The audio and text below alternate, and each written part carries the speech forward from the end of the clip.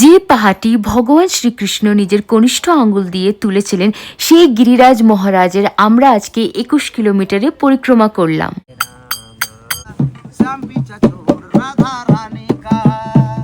Hello everyone and welcome back to our channel. আশা করি তোমরা সবাই ভালো আছো আর সুস্থ আছো।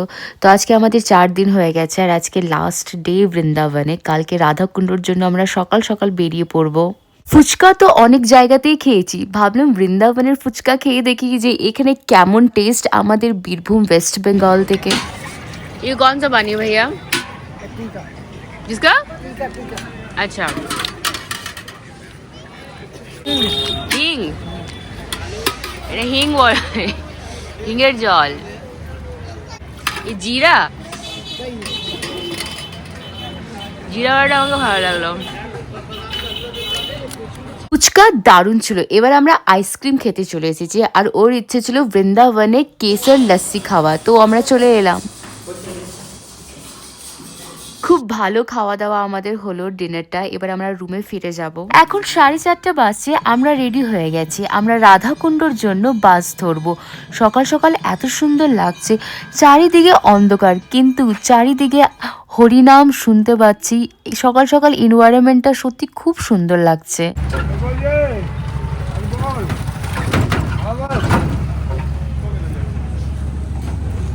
আমরা বাস স্ট্যান্ড চলে এসেছি আর এখান থেকে বাস ছাড়বে 6টায়।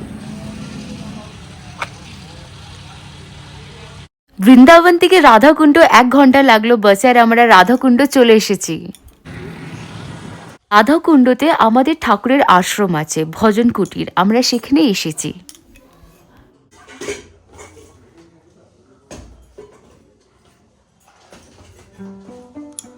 ঠাকুর বাড়িতে প্রসাদ পেয়ে আমরা বেরিয়ে পড়ছি।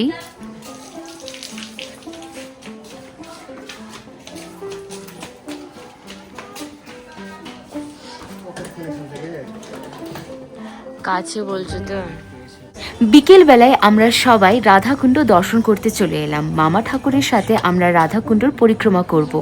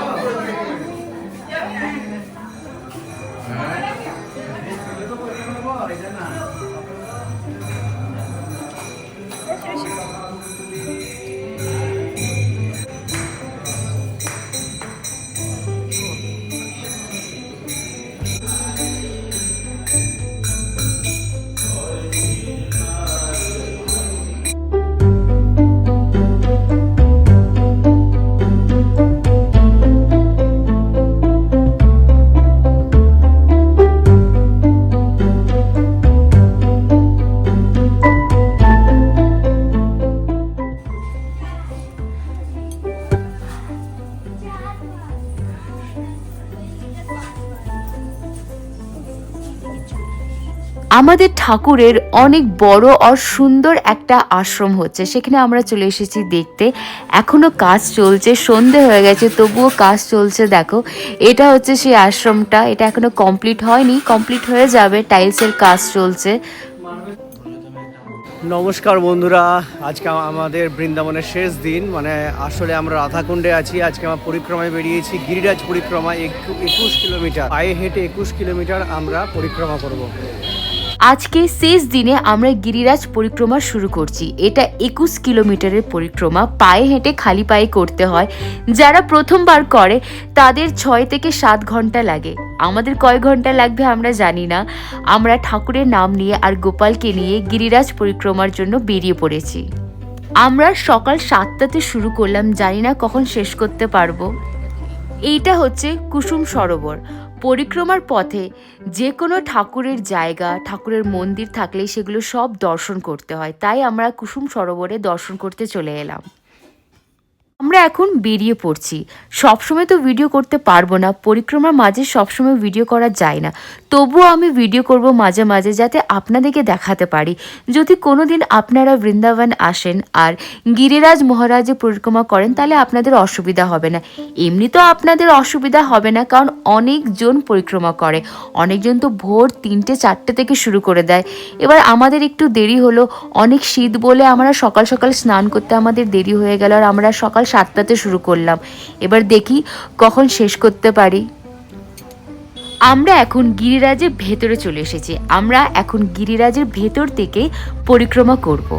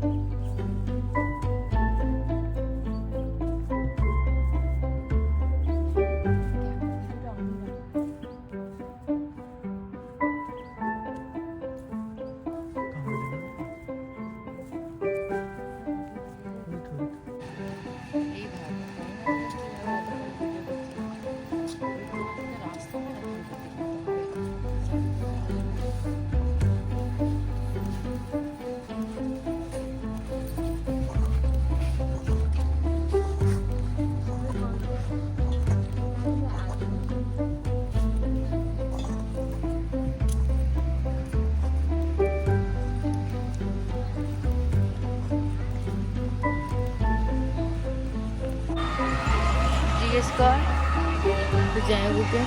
আর কত কিলোমিটার? হ্যাঁ